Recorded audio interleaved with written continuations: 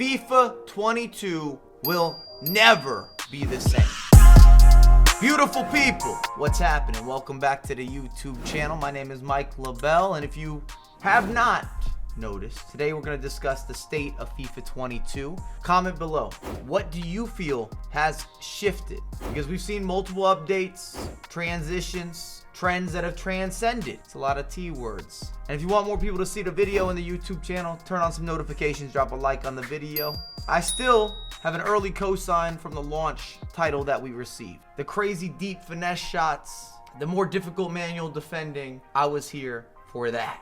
In my very biased viewpoint. I have 5 points to discuss, and then I want to have an open line about some of the particulars. Number 1 being the formation shifts. If you have not noticed, you saw the 4-1-2-1-2 on screen, but we are seeing narrow formations making a resurgence. A big reason being because of the game speed, that adjustment, some of the bounces, you're getting rewarded for stringing together passes and then having that direct play. We're seeing through balls both on the ground and in the air. A lot more direct play in certain regards. There has been plenty of counterattack. Also, how many players have been upgraded to this point with promos? This plays a big factor regardless of the FIFA installment. As the year goes on, we typically just see faster gameplay because at the end of the day, the stats are going up. More promos, higher rated, and more pace. And when you end up with a team with 11 players and everybody's got close to 90 pace or more, the game naturally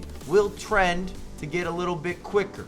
Really, you should comment below what formation you're currently playing. There's 2 that I have noticed have made leaps and bounds of not only that resurgence, but just overpowered meta material when we're dealing with the 4-1-2-1-2, second variation, and also the 4-2-2-2. For different reasons, but they both play into the fact that you can get the ball forward quickly, get in behind quickly. There's a little more spacing, at least if you want to attack that space, you want to run into that space. In this formation versus the narrow version where you have the overlapping runs out wide and you're looking for those triangles and that type of collaborative effort. Number 2, and I touched on this briefly, but the speed of the passing. I'm now hitting normal X passes that standardized. It's got a little jump to it, a little extra helper. Even if I'm not turned necessarily the correct direction, we're seeing more of these quick layoffs where it's a little more ping pong, tiki-taka. And I'm not saying the passing is perfect whatsoever. There's still plenty of assistance, but because the speed of the passing is quicker, it makes it where different formations have additional value. As I already kind of touched on, gave a baseline, but also the types of goals and offensive attacks and how people are able to generate and create and express in quick succession. Bang, bang, bang. This leads to offensive overload. And ideally, again, you want to be that combination of being direct, having certain levels of ingenuity, craftiness, and baseline intangibles. Just the speed of the game in general, it feels quicker. Sped it up a little bit. Number 3.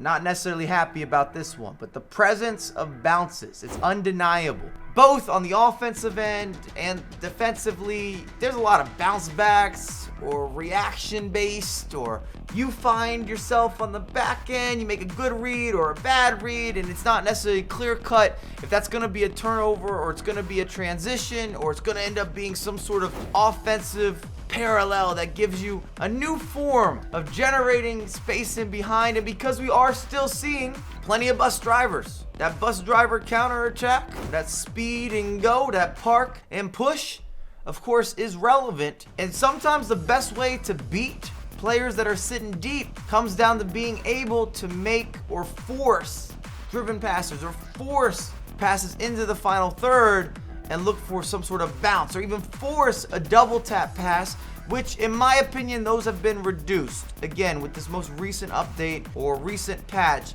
Number 4, counter-attacking speed. And I keep this as a trend because it's important. Not only with the assisted through balls, which plays a factor into scoring counterattacks or generating them with certain levels of success, but the fact that you can sit deep and then all your players run forward very quickly allows for this, again, bus driver scenario, conversation, to have certain levels of effectiveness. And because you can hit one outlet, two outlet, and there's all that space in behind, and even defensive positioning for, at least on my end, seems a little more of a toss-up. They're leaving gaps Not so much when everybody's sitting deep, but within the interim, where you're having that transition from defense to offense, offense to defense, there seems to be major holes, big time gaps. And it's allowing players then, of course, to sit deep and then look for those outlets to hit you on the back end.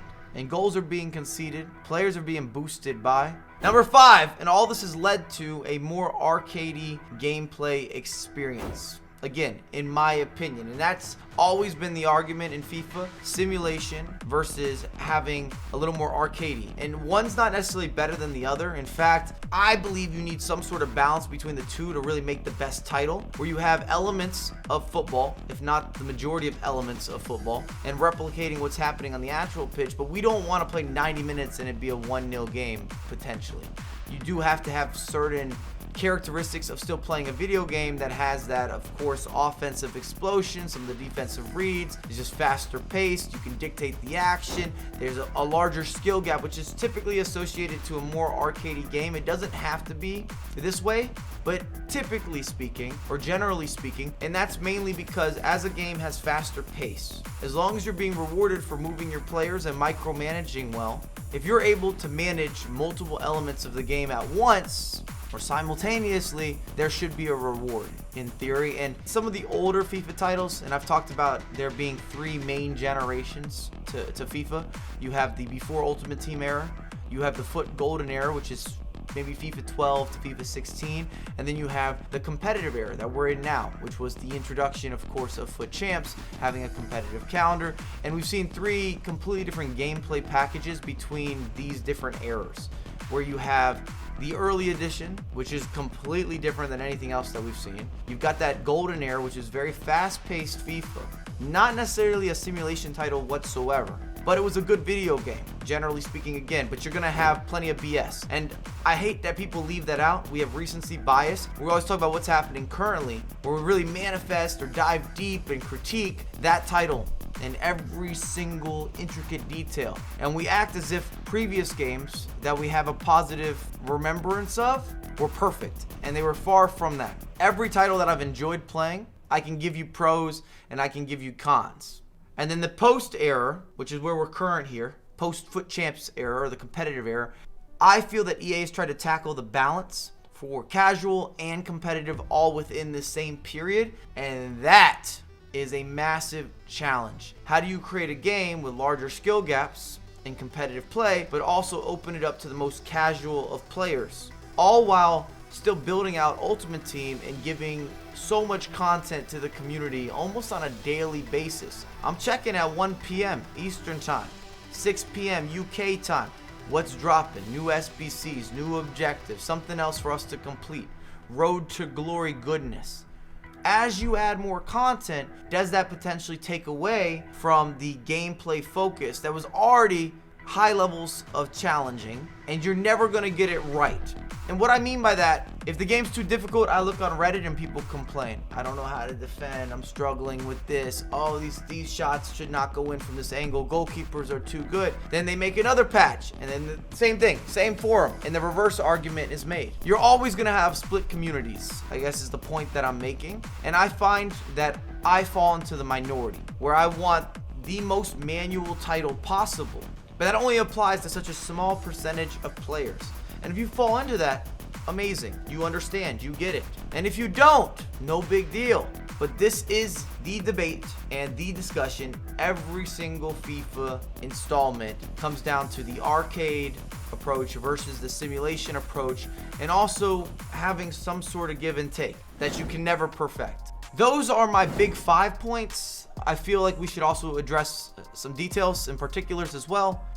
Regarding low-driven passes, when FIFA first came out this year, a little too overpowered, then they were completely nerfed. Now I'd say it's more back to you could definitely use them. The double tap passes, as I mentioned previously, I feel have been reduced tremendously. Finesse shots are back, but they're nowhere near what the year started as. But again, we had seen those being much more nerfed ways to finish. I'm now seeing outside of the box goals, they're happening.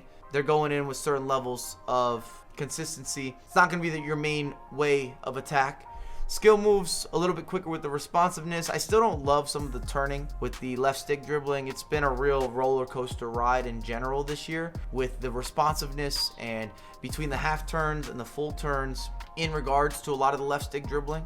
I still use the L1, which I would recommend, and I get a lot of questions around R1 versus L1 dribbling. Pick one and focus on that. FIFA is still a simple game at the end of the day. A lot of you are out here learning 15, 20 skills. It's better to be amazing at a few elements or characteristics than to be average or even slightly above average with everything. You have the full collective. You get the point that I'm making. Please use the comment section. This is more video where I wanted to open up some of the discussion, just a year kind of recap, and we could talk about different points and different updates and patches and just general shifts from the FIFA launch, beginning of October, to where we are presently, or even if we see this later on, where we are in the future, because the game always changes throughout the year. There's a constant pivot within FIFA. Even when there's small changes that aren't supposed to be related to gameplay, I always question, or at least play that skepticism.